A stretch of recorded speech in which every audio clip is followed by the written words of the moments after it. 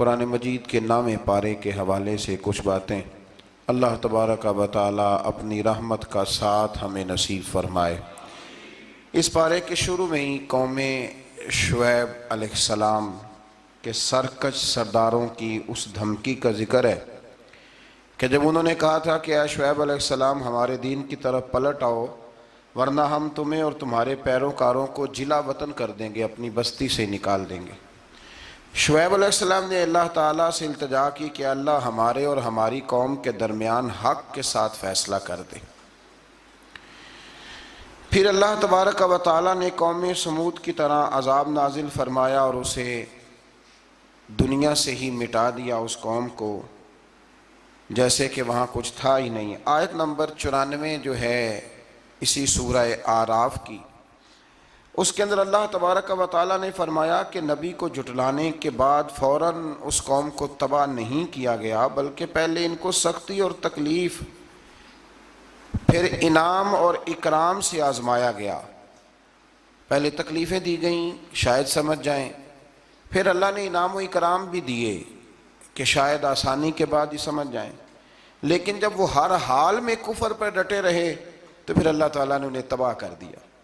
بہت سارے لوگ ہیں جو سکھوں میں بھی نیک نہیں ہوتے اور دکھوں میں بھی نیک نہیں ہوتے، تو فرمایا یہی ان کا حال ہوا، آسانیاں بھی دی گئیں، تکالیف بھی، پر وہ اپنے کفر پر ڈٹے رہے۔ آیت نمبر 96 میں اللہ تعالیٰ نے ان ساری باتوں کو بیان کرنے کے بعد ارشاد فرمایا وَلَوْ أَنَّ أَهْلَ الْقُرَىٰ آمَنُوا وَاتَّقَوْا، فرمایا اگر بستیوں والے ایمان لے آتے اور تقوی اختیار کرتے پھر پرا انہیں کیا ملتا؟ فرمایا لَفَتَحْنَا عَلَيْهِمْ، پس ہم ان پر کھول دیتے بَرَكَاتٍ مِّنَ السَّمَاءِ وَالْأَرْضِ، زمین کی برکتیں بھی ان پر کھول دیتے اور آسمان کی برکتیں بھی کھول دیتے اگر وہ ایمان لاتے اور تقوی اختیار کرتے، لیکن انہوں نے سرکشی کی تو پھر اللہ تبارک و تعالیٰ نے انہیں عذاب دیا۔ اس سے اگلی آیات کے اندر اللہ تبارک و تعالیٰ نے ارشاد فرمایا آیت نمبر 103 سے لے کر 129 تک بالتفصیل اللہ تبارک و تعالیٰ نے اس مضمون کو بیان فرمایا کہ حضرت موسیٰ علیہ السلام کی بعثت اور فرعون اور اس کے پیروکاروں کا ذکر۔ موسیٰ علیہ السلام نے ان کو دعوت حق دی اور کہا کہ میں تمہارے پاس واضح نشانیاں لایا ہوں، بنی اسرائیل کو میرے ساتھ بھیج دو۔ فرعون نے معجزات پیش کرنے کے لیے کہا تو حضرت موسیٰ علیہ السلام نے اپنا عصا زمین پہ ڈالا، اپنا عصا، اپنی چھڑی، اپنا ڈنڈا زمین پہ ڈالا تو وہ ایک واضح اژدہا بن گیا۔ پھر حضرت سیدنا موسیٰ علیہ السلام نے اپنا ہاتھ گریبان سے نکالا تو وہ دیکھنے والوں کے لیے روشن ہو گیا، ہاتھ کے اندر نور پیدا ہو گیا، ید بیضا لیے بیٹھے ہیں اپنی آستینوں میں۔ فرعون کے سرداروں نے حق کو قبول کرنے کی بجائے اسے جادو قرار دے دیا اور کہا کہ یہ تمہیں اپنے ملک سے نکالنا چاہتا ہے۔ انہوں نے کہا اس معاملے کو ذرا ڈھیل دو اور جادوگروں کو جمع کرو۔ جادوگر آئے، انہوں نے فرعون سے کہا کہ ہم حضرت موسیٰ کے مقابلے میں جادو تو دکھائیں گے معاذ اللہ، لیکن اگر ہم غالب آ گئے تو پھر ہمارا انعام کیا ہوگا؟ سودا پہلے طے کر رہے ہیں، کیا انعام ملے گا؟ اس نے کہا کہ اگر تم غالب آ گئے تو میں تمہیں اپنا قریبی بنا لوں گا۔ بادشاہوں کا قریبی ہونا بھی تو بڑی بات ہے نا، لوگ بڑے پاپڑ بیلتے ہیں قریبی ہونے کے لیے، اور یہ جو قریبی ہوتے ہیں نا، بالخصوص جو بادشاہوں کے قریبی ہوتے ہیں، بادشاہوں کی تباہی کا سبب بھی یہی لوگ ہی بنتے ہیں۔ یہ ان کو روز خبر دیتے ہیں کہ سب اچھا ہے، سب اچھا ہے، اور دنیا کے زیادہ تر حکمران انہی لوگوں کی وجہ سے تباہ ہوتے ہیں، چونکہ ان کا خود عوام سے رابطہ نہیں رہتا۔ اگر وہ خود عوام کے ساتھ ڈائریکٹ رابطہ کریں تو شاید انہیں اچھی اور صاف ستھری چیزیں سمجھنے کو مل جائیں۔ خیر، جادوگروں نے جب کہا ہمیں کیا دو گے تو اس نے کہا تمہیں قریبی بنا لوں گا۔ جادوگروں نے موسیٰ علیہ السلام سے کہا کہ آپ پہل کریں گے یا ہم پہل کریں؟ تو موسیٰ علیہ السلام نے کہا تم پہل کرو۔ جب جادوگروں نے اپنی رسیاں زمین پہ ڈالیں تو لوگوں کی نگاہوں کو سحر زدہ کر دیا، جادو کر دیا اور انہیں ڈروا دیا۔ انہوں نے کہا یہ تو بڑا جادو لے آئے۔ اللہ تعالیٰ نے حضرت موسیٰ علیہ السلام کو حکم دیا کہ آپ بھی اپنا عصا زمین پہ ڈالیں۔ ان کی رسیاں سانپ بن گئی تھی نا، دراصل وہ سانپ بنی نہیں تھی، لوگوں کی آنکھوں پر جادو ہو گیا تھا، انہیں سانپ نظر آ رہا تھا۔ فرمایا آپ بھی اپنا عصا زمین پہ ڈالیں، وہ عصا سانپ بنا اور جادوگروں کی ساری چیزوں کو نگل ہی گیا۔ ان کی بہت ساری رسیاں سانپ بنی تھی، ان کا ایک ہی عصا سانپ بنا اور سب کو نگل گیا۔ اس طرح کے معجزے کی حقانیت اور جادوگروں کا بطلان ثابت ہوا اور فرعونی رسوا ہو گئے، جادوگر سجدے میں گر گئے اور اللہ پر ایمان لے آئے۔ فرعون نے انہیں دھمکی دی کہ تم میری اجازت کے بغیر ایمان لے آئے ہو، میں تمہارے ہاتھ اور پاؤں مخالف سمت سے کاٹ دوں گا، یعنی الٹا ہاتھ کاٹ دوں گا، سیدھا پیر کاٹ دوں گا، میری بغیر اجازت ایمان لے آئے ہو، اور تمہیں سولی پہ بھی چڑھوا دوں گا۔ انہوں نے کہا کہ ایمان لانے کی پاداش میں تم ہمیں سزا دینا چاہتے ہو؟ پھر انہوں نے اللہ تعالیٰ سے صبر اور استقامت کی دعا کی۔ اس کے بعد فرعون نے بنی اسرائیل کے بیٹوں کو قتل کرنے کی اور بیٹیوں کو زندہ چھوڑنے کا حکم دے دیا۔ موسیٰ علیہ السلام نے قوم کو صبر کی تلقین کی اور کہا کہ نیک انجام اہل تقویٰ کے لیے۔ یہاں ایک لطیف بات ہمارے صوفیاء نے بھی لکھی ہے۔ صوفیاء کہتے ہیں کہ فرعون نے کلمہ نہیں پڑھا پر جادوگر کلمہ پڑھ گئے۔ وہ کس طرح کلمہ پڑھ گئے؟ تو کہنے لگے دراصل انہوں نے آتے ہی حضرت موسیٰ کا ادب بڑا کیا تھا۔ جادوگر حضرت موسیٰ کے مقابلے میں آ کے بھی ان سے کہتے ہیں کہ رسیاں آپ پہلے ڈالیں گے کہ ہم ڈالیں، آپ عصا پہلے رکھیں گے کہ ہم رکھیں؟ تو اتنا سا ادب کیا تو رب کریم نے فرمایا جو نبی کا ادب کرے وہ بے ایمان نہیں رہ سکتا، جو نبی کا ادب کرے وہ بے ایمان نہیں رہ سکتا، اور جو نبی کی بے ادبی کرے وہ ایماندار نہیں رہ سکتا۔ ختم ہو گئی بات۔ یہاں ہمارے صوفیاء نے یہ بات لکھی ہے کہ چونکہ انہوں نے آتے ہی کہا تھا کہ آپ پہلے ڈالیں گے یا ہم پہلے ڈالیں، تو حضرت موسیٰ سے انہوں نے پوچھ لیا، نبی کے پوچھے بغیر پہل نہیں کی، تو اللہ نے انہیں ایمان کی دولت عطا کر۔ ایک بات اور ذہن میں رکھیں کہ حضرت موسیٰ کے پاس عصا تھا، اژدہا بن جاتا تھا، لیکن پھر بھی جب فرعون نے حکم دیا کہ بیٹوں کو زندہ رکھو بیٹیوں کو قتل کرو، تو اس وقت حضرت موسیٰ علیہ السلام نے وہ معجزہ نہیں دکھایا۔ جو مقام صبر ہوتا ہے وہ مقام صبر ہی ہوتا ہے۔ اگر موسیٰ علیہ السلام کی نافرمان قوم کے لیے پتھروں سے پانی نکل سکتا تھا تو میدان کربلا میں رسول اللہ کی اولاد کے لیے بھی نکل سکتا تھا، میرے کریم محبوب علیہ السلام کے خاندان کے لیے بھی نکل سکتا تھا۔ ہر جگہ معجزہ دکھانے کے نہیں ہوتی، کچھ مقام صبر بھی ہوتے ہیں۔ تو یہاں حضرت موسیٰ نے اپنی قوم کو صبر کرنے کی تلقین کی۔ پھر آیت نمبر 130 سے لے کر 143 میں بتایا کہ اللہ تعالیٰ نے فرعونیوں پر قحط سالی کا عذاب نازل کیا۔ فرعونیوں کا طریقہ یہ تھا کہ اچھائی کو اپنا کمال گردانتے تھے، کہتے تھے یہ ہماری طرف سے، اور برائی کو معاذ اللہ بدشگونی کے طور پر موسیٰ علیہ السلام کی طرف منسوب کرتے تھے، کہتے تھے معاذ اللہ آپ کی وجہ سے یہ سارا کچھ ہو رہا ہے۔ ہوتے نا، نہیں کہتے ہیں جب سے میں وہاں گیا ہوں تب سے۔ ہمارے بزرگ ایک لطیفہ بھی سنایا کرتے تھے کہ کسی زمیندار نے نماز پڑھنی شروع کی تھی تو اس کے جانور مرنے شروع ہو گئے۔ اب لوگ سمجھتے ہیں کہ معاذ اللہ شاید یہ کسی بزرگ کے سبب سے ایسا ہے، حالانکہ یہ تو اللہ کی طرف سے آزمائش ہوتی ہے، اس کی حکمتیں ہوتی ہیں۔ اللہ تبارک و تعالیٰ نے ان پر عذاب کیا نازل کیا؟ آیت نمبر 130 اور 143 کا بھی آپ سورہ اعراف کی پڑھیں تو اللہ تعالیٰ نے ان پر ٹڈیوں کا، جموں کا، مینڈکوں کا اور خون کا عذاب نازل کیا۔ یہ کس قسم کا عذاب ہے؟ جمعیں پڑ گئیں، ٹڈیاں آ گئیں، یہ اللہ نے عذاب نازل کیا۔ جب وہ عذاب میں مبتلا ہوئے تو موسیٰ علیہ السلام سے کہا کہ آپ اللہ سے دعا کریں کہ ہم سے یہ عذاب ٹل جائے، اگر ایسا ہوا تو ہم ایمان لے آئیں گے، بنی اسرائیل کو بھی آزاد کر دیں گے۔ لیکن موسیٰ علیہ السلام کی دعا کے نتیجے میں جب عذاب ٹل جانے کے بعد فرعونی پھر اپنے وعدے سے پھر گئے۔ بنو قریظہ والوں نے بھی کئی دفعہ حضور سے وعدے کیے پر اپنے وعدوں پر قائم۔ ایک بات آپ سے یہاں روک کے عرض کر دوں، ہم بھی کئی دفعہ کہتے ہیں ذرا بریک کبھی گاڑی کی نہیں نہ لگتی تو ہم ارادہ کرتے ہیں کہ آج سے ہی نماز شروع کر دینی۔ ذرا طبیعت زیادہ لیل ہوتی ہے تو ارادہ کرتے ہیں نا کہ بھائی آج کے بعد ہم نے نیک، پھر کیا ہوتا ہے؟ شفا ہو گئی تو چھٹی ہو گئی۔ یہ طریقہ درست نہیں، یہ تو کفار کا طریقہ بیان کیا نا قرآن پاک نے۔ یہاں فرمایا جب اللہ تبارک و تعالیٰ نے انہیں نجات دے دی تو اپنے وعدے سے مکر گئے، تو پھر اللہ تبارک و تعالیٰ نے بنی اسرائیل کو سمندر پار کر کے ایسی قوم کے پاس پہنچا دیا جو بتوں کی پرستش کرتی تھی وہ تو بچ گئے، لیکن فرعونی سارے دریا کے اندر غرق ہو گئے۔ حضرت موسیٰ علیہ السلام سے کہنے لگے کہ ہمارے لیے بھی ایک خدا بنا دیجئے۔ حضرت موسیٰ علیہ السلام نے فرمایا بت پرستی کرنے والے جاہل ہیں۔ یہ بت پرست قوم کے پاس جب گئے نا بنی اسرائیل والے، بت پوجتے ہوئے دیکھا تو کہنے لگے ہمارے لیے بھی سامنے بنا کے رکھ دو۔ فرمایا یہ تو جاہل ہیں، تم انہیں دیکھ کے اثر قبول کر رہے ہو، اور اپنی جاہلیت کے باعث یہ ہلاک ہونے والے بھی ہیں۔ پھر اللہ تعالیٰ نے بنی اسرائیل پر اپنی نعمتوں کا ذکر فرمایا، اور موسیٰ علیہ السلام نے اپنی قوم میں ہارون علیہ السلام کو اپنا جانشین فرمایا اور کوہ طور پر تشریف لے گئے۔ اللہ نے فرمایا وہاں آ جائیں، میں آپ کو تورات عطا کرتا ہوں۔ 40 دن کا یہ عرصہ تھا۔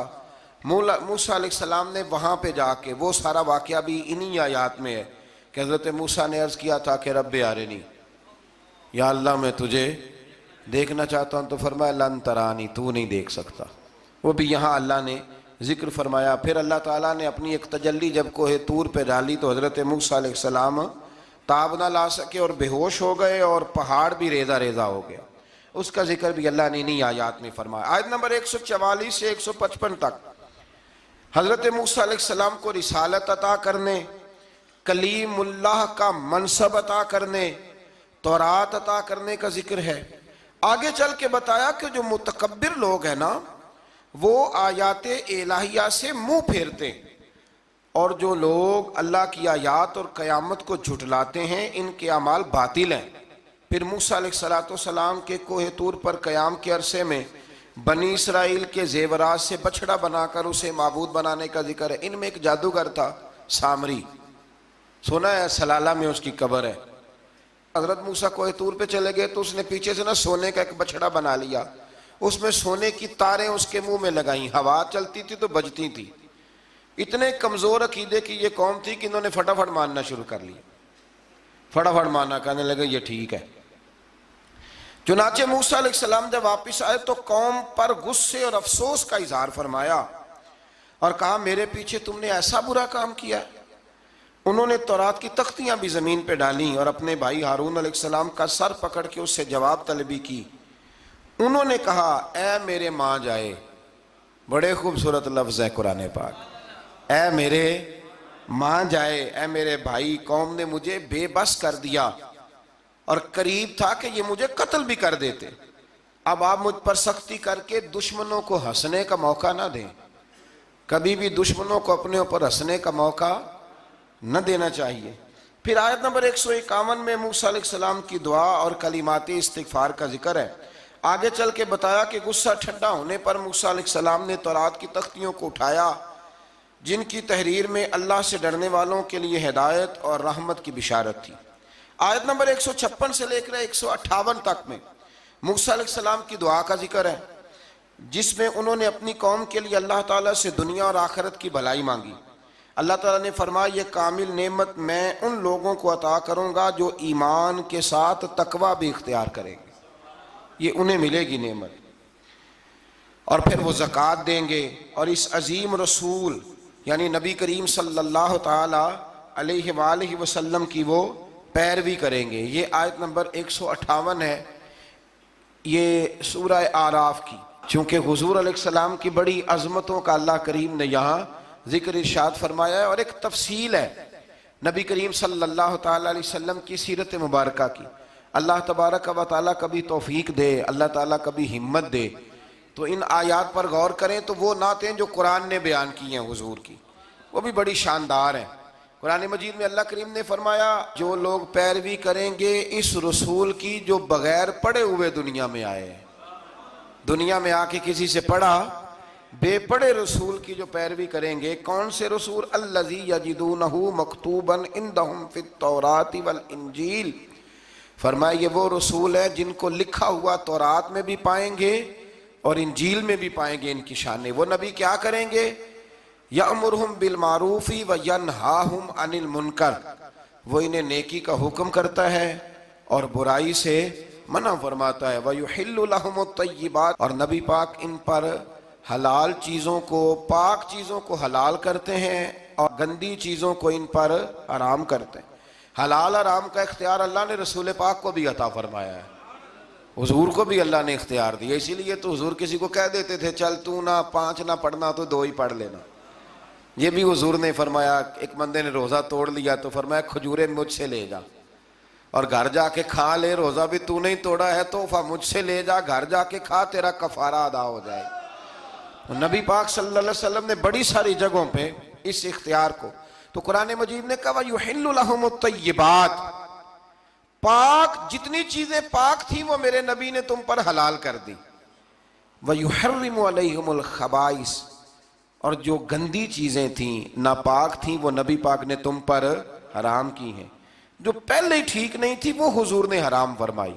اور پھر بڑے خوبصورت لفظ ہیں، اگر آپ جاگ کے سنیں تو فرمایا وَيَدَعُ عَنْهُمْ، اور وہ ان پر سے اتارتے ہیں، اِسْرَهُمْ وَالْأَغْلَالَ الَّتِي كَانَتْ عَلَيْهِمْ، فرمایا نبی پاک ان سے ان کا بوجھ اتارتے ہیں اور کاٹتے ہیں وہ زنجیریں جن میں یہ لوگ جکڑے ہوئے تھے، غلامی کی زنجیریں، سخت ترین احکام کی زنجیریں۔ فرمایا میرے رسول تو دنیا میں زنجیریں کاٹنے کے لیے آئے، حضور نے لوگوں کی زنجیریں کاٹ دی۔ فرمایا فَالَّذِينَ آمَنُوا بِهِ وَعَزَّرُوهُ وَنَصَرُوهُ، فرمایا جو لوگ اس نبی پر ایمان لائیں گے، ان کی تعظیم کریں گے، ان کے دین کی مدد کریں گے، وَاتَّبَعُوا النُّورَ الَّذِي أُنزِلَ مَعَهُ، اور اس نور کی پیروی کریں گے جو ہم نے نبی پاک کے ساتھ اتارا ہے۔ وہ کیا ہے؟ حضور کے ساتھ کیا اترا ہے؟ قرآن مجید۔ فرمایا جو اس کی پیروی کریں گے اولئک ھم المفلحون، یہی لوگ ہیں کامیاب ہونے والے۔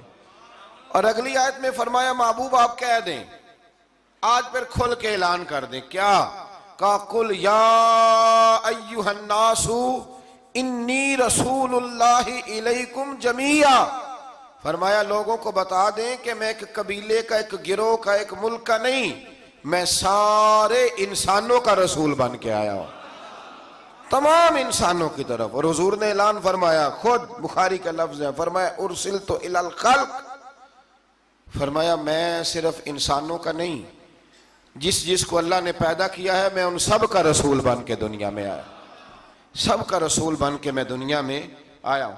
تو ان آیات کے اندر اللہ تبارک و تعالیٰ نے رسول کریم علیہ السلام کی ان ساری عظمتوں کو بیان فرمایا۔ آیت نمبر 160 میں موسیٰ علیہ السلام کے پتھر پر ضرب لگانے اور ان کے قوم کے 12 قبیلوں کے لیے 12 چشمے جاری ہونے کے معجزے، اور پھر بادل کے سایہ کرنے والا معجزہ، من اور سلوہ کے اترنے کا بیان بھی فرمایا، اور اس کے بعد اس امر کا بیان بھی فرمایا کہ بنی اسرائیل کو حکم ہوا کہ معافی مانگتے ہوئے اور سجدہ کرتے ہوئے بیت المقدس میں داخل ہو جاؤ، مگر انہوں نے اس مسئلے میں بھی تحریف کر دی، اس کو بھی بدل دیا۔ مزید بتایا کہ سمندر کے کنارے جو ایک بستی تھی، انہیں ہفتے کے دن وہاں مچھلیاں پکڑنے سے منع کیا گیا تھا، مگر انہوں نے اللہ کے حکم کی نافرمانی کی، سوائے ایک گروہ کے۔ بنی اسرائیل کی نافرمانیوں کے باعث اللہ نے ان کی صورتوں کو بدل دیا، اللہ نے انہیں۔ ایک شخص نے ایک بزرگ سے پوچھا کہ نبی پاک علیہ السلام کی رحمت سے ہمیں کیا ملا ہے؟ معاذ اللہ، اگر میں ابھی پوچھوں کہ حضور کی رحمت سے کیا ملا ہے، تو بزرگ کہنے لگے کہ اس طرح کر، شام کو گھر جانا اور آئینے کے آگے کھڑے ہونا اور اپنے پچھلی زندگی کے سارے اعمال دیکھنا اور پھر اپنا چہرہ دیکھنا، اگر بدلا نہیں نا تو سمجھ لے میرے رسول کی رحمت سے حصہ ملا ہوا ہے، تجھے میرے کریم محبوب کی رحمت سے حصہ ملا ہوا ہے۔ ورنہ وہ نافرمانی کرتے تھے تو ان کے چہرے بدل جاتے تھے، دروازوں پہ لکھا جاتا تھا۔ سنگیوں بتاؤ نا، اگر آج بھی یہ حال ہو تو کون کسی کو منہ دکھانے کے قابل رہ جائے؟ کون کسی کو منہ دکھانے؟ دعا فرمائیں اللہ محبوب کی غلامی میں ہمیں پختگی نصیب فرمائے۔ پھر اللہ تبارک و تعالیٰ نے آیت نمبر 168 میں اور 167 میں یہود کے برے اعمال کا سبب ان کی جمعیت کے منتشر ہونے اور ان پر جابر لوگوں کے مسلط ہونے کا ذکر فرمایا۔ بعد والی آیات میں ان کے برے جانشینوں کا ذکر کیا جو رشوت لے کر اللہ تعالیٰ کی آیات میں رد و بدل کر دیتے تھے۔ ان سب برائیوں کے باوجود اس مغالطے اور خود فریبی کا شکار تھے کہ وہ بخشے جائیں گے۔ اللہ اکبر۔ اللہ تعالیٰ نے فرمایا کہ آخرت کا گھر صرف متقیوں کے لیے اور اللہ کے فرما بردار بندوں کے لیے۔ آیت نمبر 172 میں اس امر کا بیان ہے کہ اللہ تعالیٰ نے بنی آدم کی ارواح کو ایک جگہ پہ جمع کیا تھا اور جمع کر کے پوچھا الستو بربکم، کیا میں تمہارا رب نہیں؟ تو سب نے بیک زبان کہا قالوا بلا، ہاں مالک تو ہی ہمارا رب ہے۔ وہاں گواہی دی اور یہاں آ کے مکر گئے، وہاں گواہی دی اور یہاں مکر گئے۔ تو ہمارے بزرگوں نے لکھا ہے اس وقت بھی سب سے پہلے جس روح نے گواہی دی وہ میرے اور آپ کے پیارے رسول کی روح ہے مبارک، سب سے پہلے۔ اور حضور نے فرمایا جو روحیں وہاں ایک دوسرے کو جانتی تھی وہ یہاں بھی ایک دوسرے کو۔ داتا گنج بخش علی اجویری رحمۃ اللہ لکھا ہے کہ حضرت حرم بن حیان کہتے ہیں میرا میں حضرت اویس کرنی سے ملوں، تو کہتے ہیں میں ان کے پیچھے یمن گیا تو وہ یمن سے مکے چلے گئے، میں مکے گیا تو وہ مدینے آ گئے، میں مدینے گیا تو وہ مصر چلے گئے، وہاں سے وہ پھر یمن آ گئے۔ بالآخر میں نے نہر فرات کے کنارے انہیں دیکھ ہی لیا، وضو کر رہے تھے، میں نے ان کو سلام لیا تو میرا ارادہ تھا سلام کے بعد پوچھوں گا کہ آپ ہی اویس کرنی ہے؟ کہتے میں نے السلام علیکم کہا تو وضو سے فارغ ہو کر کہنے لگے وعلیکم السلام یا حرم بن حیان۔ تو میں نے کہا حضور آپ مجھے کیسے جانتے ہیں؟ میں تو پہلی دفعہ ملا ہوں۔ کہنے لگے میں اویس کرنی ہوں، تو حرم بن حیان ہے، میں تجھے جانتا ہوں۔ کہا حضور کس طرح؟ فرمایا عارف تو روحی من روحی کا، میری روح تیری روح کی واقف ہے، میری روح تیری روح کی کن فیکون تے کل دی گل لے۔ وہ درویش نے کہا تھا نا کن فیکون تے کل دی گل لے، اسی اگے پریت رلائی۔ ہمارا تو پرانا جرانہ ہے بھائی، کن فیکون تے کل دی گل لے۔ اللہ تبارک و تعالیٰ سمجھنے کی توفیق عطا فرمائے۔ یہاں بڑے لطیف نقطے ہیں، بڑی باتیں ہیں، پر انشاءاللہ تعالیٰ کسی وقت کریں گے۔ اس آیت پہ بڑا کچھ لکھا ہے ہمارے بزرگوں نے اور کمال کر دیا جس نے جو لکھا۔ بہرحال پھر آگے چل کے اللہ تعالیٰ نے ارشاد فرمایا آیت نمبر 175 میں، بغیر نام لیے ایک شخص کا ذکر فرمایا۔ بعض بزرگوں نے کہا وہ بلعم بن بعورہ ہے، اور بعض نے کہا امیہ بن خلف ہے، اور بعض نے کہا ابو عامر فاسق ہے۔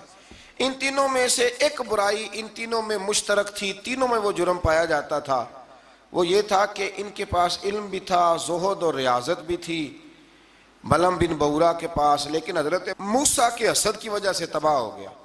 اسی طرح امیہ اور ابو عامر نبی پاک علیہ السلام کے حسد کی وجہ سے تباہ ہو گئے۔ کچھ لوگ صرف حسد کی وجہ سے ہی، پتہ ہے آپ کو، کچھ لوگ حسد کی وجہ سے تباہ ہو جاتے ہیں۔ ایک بادشاہ بڑا کنجوس تھا، تو اس کے سامنے ایک شخص اکثر آیا کرتا تھا، تو کسی نے اس سے کہا کہ بادشاہ سے انعام وصول کرو۔ اس نے کہا یہ بڑا کنجوس ہے، پر چلو اللہ نے مجھے بھی بڑا ذہن دیا، انعام لے ہی لیتے ہیں۔ تو کہنے لگا بادشاہ کا بھی انعام ہی دے دیا کر۔ بادشاہ کہنے لگا پہلے میرے سوال کا جواب دے پھر انعام دوں گا۔ اس نے سوال ہی ایسا سخت پوچھنا تھا کہ انعام بنے ہی نہ۔ حضرت رومی نے لکھا ہے کہ بادشاہ سلامت پوچھو سوال۔ تو بادشاہ کہنے لگا یہ میرے ہاتھ کی ہتھیلیاں، ان میں بال کیوں نہیں؟ پشت پہ ہے تو ہتھیلی پہ کیوں نہیں؟ اس نے بھی پھر کمال ہی جواب دیا، کہنے لگا آپ سخی بڑے ہیں، وہ دے دے کے نا بال سارے گھس گئے ہیں، وہ دے دے کے گھس گئے۔ بادشاہ کو بڑا ہی غصہ آیا، پتا تو اسے تھا نا میں کنجوس ہوں، بڑا غصہ آیا کہ تو سخی بڑا ہے تو دے دے کے تیرے ہاتھوں کے بال۔ غصے سے کے ساتھ کہنے لگا تو تیرے ہاتھوں میں کیوں نہیں بال؟ کہنے لگا بادشاہ تو نے دیا بڑا ہے تو میں نے لیا بڑا ہے، تیرے دے دے کے گھس گئے ہیں تو میرے لے لے کے گھس گئے ہیں۔ تو اس کو اور غصہ آیا، کہنے لگا تو یہ جو سارے بیٹھے ہیں یہ دربار میں ادھر بھی تو ان کے ہاتھوں پہ بال کیوں نہیں؟ کہنے لگا بادشاہ تو دیتا رہتا ہے میں لیتا رہتا ہوں تو یہ ہاتھ ملتے رہتے ہیں، ان کے مال مال کے گھس گئے ہیں۔ تو بادشاہ کہنے لگا بھائی بندہ تو سیانا ہے، تجھے کچھ نہ کچھ دینا ہی پڑے گا۔ تو اس نے دیا اسے۔ تو کچھ لوگوں کے نا مال مال کے ہی اللہ دیتا ہے نوازتا ہے، پر ان کے حسد کر کر کے یہ ہاتھ گھس جاتے ہیں، بیٹھ کے نا پروگرام بناتے رہتے ہیں، اس نے ایسا کیا اس لیے آگے نکل گیا، اس نے یہ کیا۔ ایک صاحب مجھے ایک شخص کے بارے میں خبر دینے لگا، کہنے لگا وہ فلانا کیا، پھر اس نے ایسا کیا، تو پھر وہ جیک لگا، پھر وہ سیاست کی تو آگے نکل گیا۔ میں کہ پتا تھے تینوں بھی سارا ہی سی تھے، تم ہی لا لینا سی، کیونکہ تم بڑی باریک خبر دے رہا ہے کہ یہاں سے اس نے ایسے کیا تو پھر اس طرح کر کے اس نے ایسے کیا۔ ایسا نہیں ہوتا، جڑیاں گڈیاں آپ ہی اڈیاں، او نہ چڑھن اونچائیاں، او خی گڈیاں اچیاں اڈیاں جڑیاں سائیاں آپ چڑھائیاں۔ یہ سمجھ لو وَتُعِزُّ مَن تَشَاءُ وَتُذِلُّ مَن تَشَاءُ بِيَدِكَ الْخَيْرُ، اس لیے یہ الجھن نہ کریں۔ تو حسد کی وجہ سے یہ لوگ پیچھے رہ گئے، اللہ تعالیٰ ہمیں حسد سے محفوظ فرمائے۔ آیت نمبر 179 میں اللہ تعالیٰ کی نعمت عقل کو قبولیت ہدایت کے لیے استعمال نہ کرنے والوں کو چوپایوں سے بدتر قرار دیا گیا۔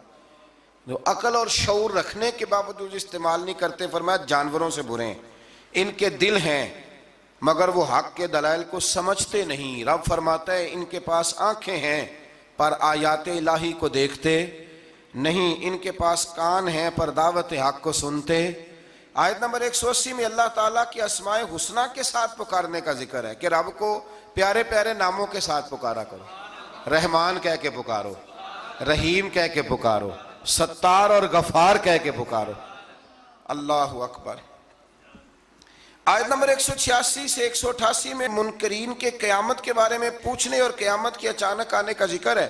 رسول اللہ صلی اللہ علیہ وسلم کو بارگاہ ربوبیت میں عجز و نیاز کی تعلیم دیتے ہوئے فرمایا کہ اے محبوب آپ یہ کہہ دیں کہ میں اپنی ذات کے لیے خود سے کسی نفع اور نقصان کا مالک نہیں ہوں مگر جو اللہ چاہے، اور اگر میں اپنی ذات سے غیب کو جانتا تو میں از خود خیر کثیر جمع کر لیتا اور مجھے کوئی تکلیف نہ پہنچتی۔ یعنی غیب کے علوم اور ساری نعمتیں رب ہی عطا کرتا ہے، رب ہی عطا کرتا ہے، اور کبھی بھی کوئی تکلیف پہنچے تو اس کی قضاء و قدر سے پہنچتی ہے، یہ اللہ کی قدرت ہوتی ہے۔ اگر کبھی کسی کو کوئی تکلیف، زیادہ تر تکلیفیں اس کے پیاروں کو پہنچتی ہیں، مطلب یہ تو نہیں نا کہ وہ ناراض ہے، اس میں کوئی اس کی حکمت ہے۔ آیت نمبر 199 اور 190 میں بتایا کہ تمام بنی آدم کو ایک جان حضرت آدم علیہ السلام سے پیدا کیا ہے اور اسی سے اس کا جوڑا بھی بنایا تاکہ وہ اس سے سکون حاصل کریں، اور جب بیوی امید سے ہو تو میاں بیوی تندرست لڑکے کی دعا کرتے ہیں اور شکر ادا کرنے کا اقرار کرتے ہیں، لیکن جب اللہ تعالیٰ ان کو عطا کرتا ہے تو یہ لوگ اس کے ساتھ شریک بنا لیتے ہیں۔ اس کے بعد والی آیات میں کفار کے معبودان باطل کے عجز، کمزوریوں اور احتیاج کا ذکر فرمایا۔ دیکھیں نا آپ، جب تک تو بچہ پیدا نہیں ہوتا تو دعائیں ہوتی رہتی ہیں، اور جب پیدا ہو جاتا ہے تو پھر ڈھول بجنے شروع ہو جاتے ہیں۔ کئی دفعہ دل کرتا ہے پوچھنے کو کہ یار یہ تمہیں اللہ تعالیٰ نے دیا ہے نا، تو چاہیے تو یہ تھا کہ بچہ پیدا ہوتے ہی سجدے میں گر جاتے۔ اگرچہ یہ طریقہ کفار کا بیان کیا یہاں، لیکن مسلمانوں کی تعلیم کے لیے بیان ہو رہا ہے۔ اکثر بھائی میں نے 6 من مٹھائی بانٹ ڈالی، اتنا میں نے کیا، تو بھائی نفل کتنے پڑے، اس پر کوئی توجہ نہیں ہے۔ اسی طرح کا ہمارا معاملہ یہ ہے کہ جب تک تو کوئی بندہ بیمار رہتا ہے تو دعائیں چلتی رہتی ہیں، اور تندرست ہو کے آ جائے تو اب وہ بھول جاتا ہے۔ اللہ تبارک و تعالی ہمیں ہر حال میں اپنی یاد کی توفیق عطا فرمائے۔ آیت نمبر 194 میں مشرکوں کے معبودان باطلہ کے بارے میں بتایا کہ وہ تمہاری ہی طرح مخلوق ہیں جن کو تم پوجتے ہو، اور آنکھ، کان، ہاتھ اور پاؤں کی نعمت سے بھی محروم ہے، یعنی وہ خود ہی عاجز اور بے بس ہیں، کسی کو نفع یا نقصان پہنچانے پہ قادر نہیں ہیں، یہ چیزیں اللہ تعالیٰ کے اختیار میں۔ آیت نمبر 199 میں اخلاق حسنہ کی جامع ترین تعریف اللہ تعالیٰ نے سرکار دو عالم صلی اللہ علیہ وسلم سے فرمایا، جو قصوروار معذرت طلب کرتے ہوئے آپ کے پاس آئے اسے معاف کر دیجئے۔ محبوب جو معافی مانگے اسے معاف کر دیجئے، اچھی باتوں اور نیک کاموں کا حکم دیجئے، اور ناسمجھ لوگوں سے الجھنے کی بجائے رخ انور پھیر لیجئے، اور اگر شیطان وسوسہ اندوزی کرے تو اعوذ باللہ پڑھیے، اللہ کے ذکر سے شیطان کے شر سے پناہ حاصل ہو جائے گی۔ یعنی جھگڑا نہیں کرنا، اعوذ باللہ پڑھ لینی، خود بخود شیطان بھاگ جائے گا۔ سورہ اعراف کے آخر میں آیت نمبر 204 میں اللہ نے فرمایا، جب قرآن پڑھا جائے تو غور سے سنو اور خاموش رہو تاکہ تم پر رحم کیا جائے۔ اللہ تبارک و تعالیٰ توفیق عطا کرے۔ آگے سورہ انفال شروع ہو جاتی ہے اسی پارے کے آخر میں۔ یہ سورہ انفال جو ہے یہ مدنی سورت ہے، اور عربی زبان میں انفال کہتے ہیں مال غنیمت کو۔ تو اس میں چونکہ مال غنیمت کا بیان ہے، اور اس کے ساتھ ساتھ اللہ تبارک و تعالیٰ نے اس میں جنگ بدر کے احوال کو، واقعات کو بڑی تفصیل سے بیان کیا۔ اس کی آیت نمبر 2 سے کامل مومنوں کی صفات بیان کی گئی ہیں۔ اس میں اللہ تعالیٰ نے فرمایا کہ جو کامل مومن ہیں وہ اللہ تعالیٰ سے ڈرتے ہیں، آیات الہی سن کر ان کے ایمان کو تقویت ملتی ہے. وَإِذَا تُلِيَتْ عَلَيْهِمْ آیاتُهُ زَادَتْهُمْ ایمانا. جب اللہ کی آیتیں پڑھی جاتی ہیں تو ان کے ایمان بڑھتا ہے، یعنی ان کے ایمان میں پختگی آ جاتی ہے. فرمایا وہ اپنے رب پر بھروسہ بھی کرتے ہیں، نماز بھی قائم کرتے ہیں، زکوٰۃ بھی ادا کرتے ہیں. فرمایا یہ ہیں جو سچے پکے مومن ہیں. پہلے فرمایا کہ اللہ سے ڈرتے ہیں، پھر فرمایا جب قرآن پڑھا جائے تو ایمان مضبوط ہوتا ہے، پھر فرمایا اپنے رب پہ بھروسہ کرتے ہیں، پھر فرمایا نماز قائم کرتے ہیں، پھر فرمایا زکوٰۃ. یہ کون ہے؟ یہ پکے مومن. آیت نمبر 5 میں فرمایا کچھ لوگ جہاد کے لیے دل و جان سے آمادہ نہ تھے، اندر سے پروگرام نہیں تھا، اور مجاہدین کی خواہش یہ تھی کہ ابو جہل کی قیادت میں مشرکین مکہ کے مسلح اور منظم لشکر کی بجائے ابو سفیان کا وہ جو تجارتی قافلہ ہے اس سے ٹکراؤ ہو جائے. اللہ تعالیٰ نے مشرکین مکہ سے تصادم کو مقدر فرمایا تاکہ حق کی حقانیت اور غلبہ ثابت ہو جائے. اگرچہ کچھ لوگوں کا ارادہ یہی تھا کہ جنگ بدر میں ابو جہل کے لشکر سے ٹکرانا. آپ کو پتہ ہے نا کہ ابو سفیان قافلہ لے کے آ رہا تھا، اس کے لیے مسلمان نکلے تھے، وہ تو بچ کے نکل گیا. پھر ابو جہل 1000 کا لشکر لے کے آ گیا. تو اللہ فرماتے ہیں کہ اللہ نے اس لیے تمہارا ان سے مقابلہ کرایا تاکہ اللہ حق کو واضح کر دے. آیت نمبر 9 سے لے کر 24 تک بتایا گیا ہے کہ اللہ تعالیٰ نے بدر میں مجاہدین کے اطمینان قلب کے لیے اور فتح کی بشارت کے طور پر فرشتے نصرت کے لیے بھیجے. فرشتے آئے مدد کرنے کے لیے. میدان بدر میں سخت زمین اور پانی کے چشموں پر کفار کے پاس تھے، اور نرم زمین جس پر چلنا دشوار تھا مسلمانوں کے پاس تھی، اور پانی کی بھی قلت تھی، جس کی وجہ سے مسلمانوں کے دلوں میں طرح طرح کے وہم پیدا ہوتے تھے. اللہ تعالیٰ نے بارش برسائی، مسلمانوں نے وافر پانی جمع کر لیا، اور ان کی شرعی اور طبی ضروریات بھی پوری ہوئی. شرعی ضرورت کون سی ہوتی ہے جی؟ پانی کی، وضو کرنا، غسل کرنا، یہ کون سی ضرورت ہے؟ اور طبی ہے کہ پانی کا پینا. اور دلوں کو بھی اطمینان ملا کہ اللہ نے بارش عطا کر دی. اللہ تعالیٰ نے میدان جہاد میں پسپائی اختیار کرنے والوں کو اپنے غضب کا حقدار قرار دیا. میدان بدر میں رسول اللہ صلی اللہ علیہ وسلم نے مٹھی میں ریت لے کر کافروں کی جانب پھینکی. یہ مٹھی میں پکڑ کے حضور نے پھینکی تو فرمایا یہ لوگ رسوا ہو جائیں. یہ ریت ان کی آنکھوں میں جا پڑی.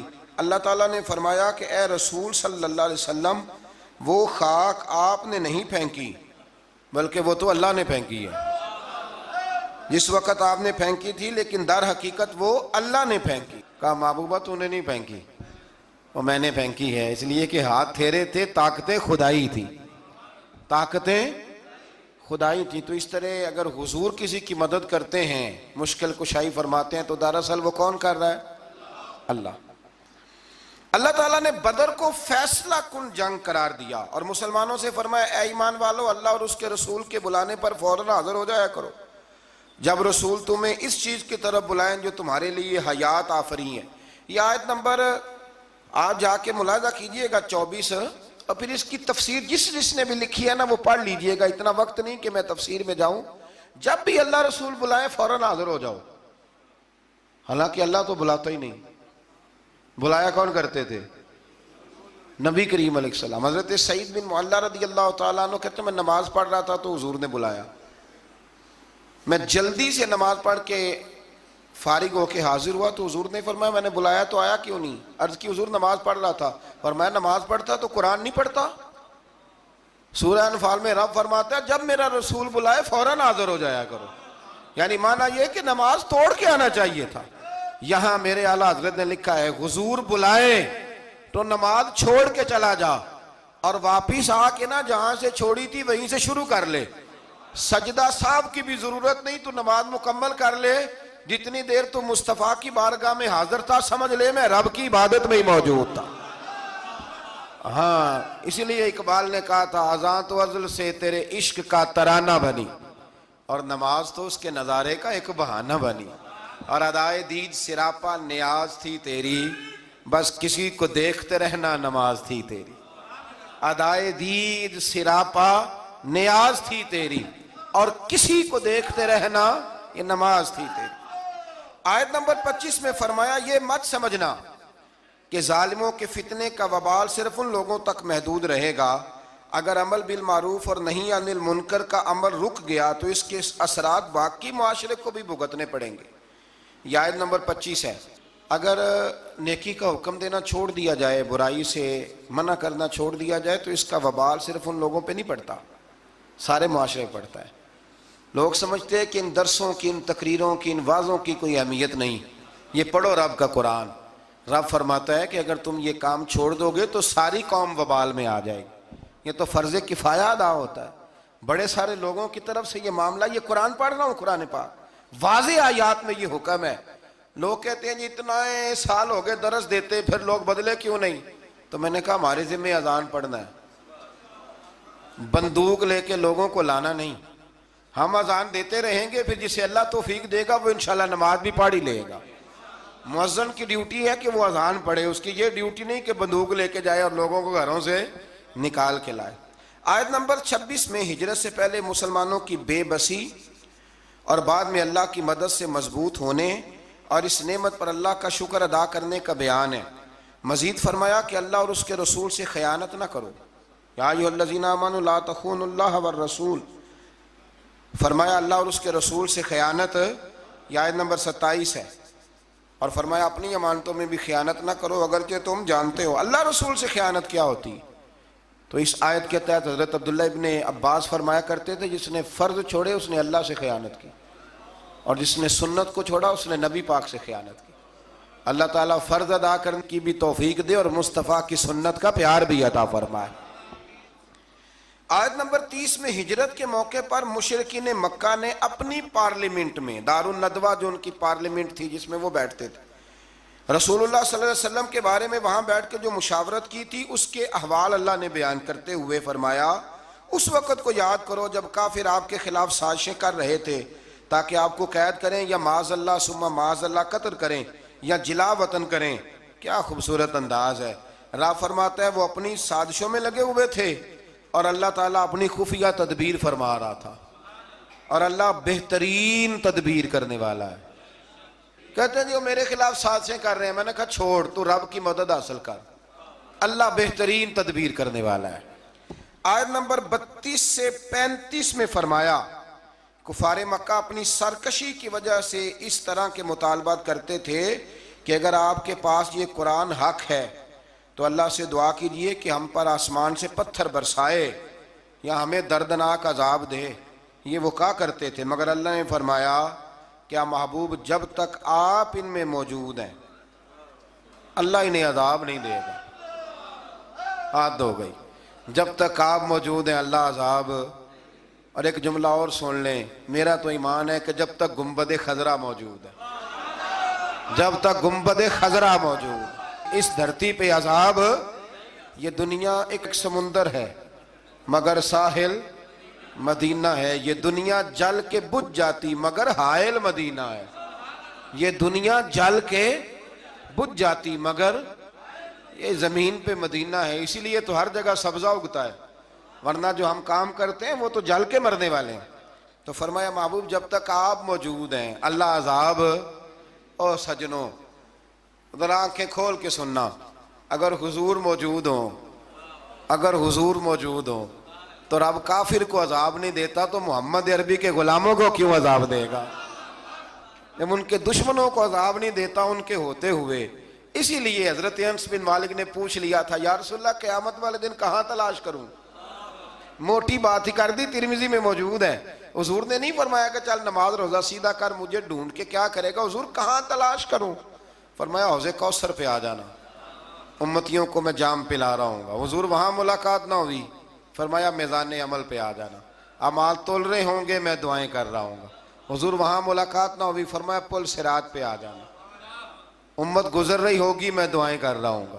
اور بریلی کے امام کہنے لگے پھر ہمیں کیا پریشانی ہے پل سے گزرنے کی؟ فرمانے لگے رضا اب پل سے وجد کرتے گزریے کہ ہے رب سلم صدائے محمد، کیونکہ خدا کی رضا چاہتے ہیں دو عالم، خدا چاہتا ہے رضائے محمد صلی اللہ علیہ وسلم۔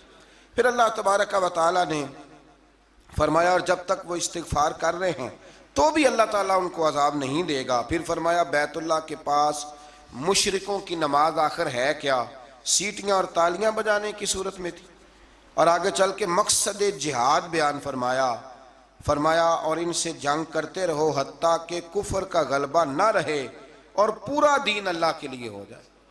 اور فرمایا اللہ کے رستے سے روکنے کے لیے خرچ کرنے والوں کا ہاتھ، جو لوگوں کو روکتے ہیں اللہ کے رستے میں خرچ کرنے سے، فرمایا ان کے ہاتھ حسرت کے سوا، پچھتاوے کے سوا کوئی اور چیز نہیں ہے، خود خرچ کرتے نہیں اور لوگوں کو بھی روکتے ہیں۔ اور فرمایا جہاد کرتے رہو جب تک کہ اللہ کا دین غالب نہ آ جائے۔ لفظ جہاد سے بڑی دقت ہوتی ہے کچھ لوگوں کو، اور ہمارے حکمرانوں نے تو قسم اٹھا لیا کہ یہ لفظ اپنی زبان سے ادا نہیں کرنا، حالانکہ قرآن کی 20 آیات ہیں جن میں جہاد کا حکم دیا گیا۔ جہاد کا معنی کیا ہے کہ دنیا سے ظلم کو، جبر کو، کفر کو ختم کیا جائے اور رسول کریم کے امن والا جھنڈا پوری دنیا پہ لہرا دیا جائے۔ اللہ کریم ہمیں اس کی توفیق عطا فرمائے۔ آخر دعوانا ان الحمدللہ۔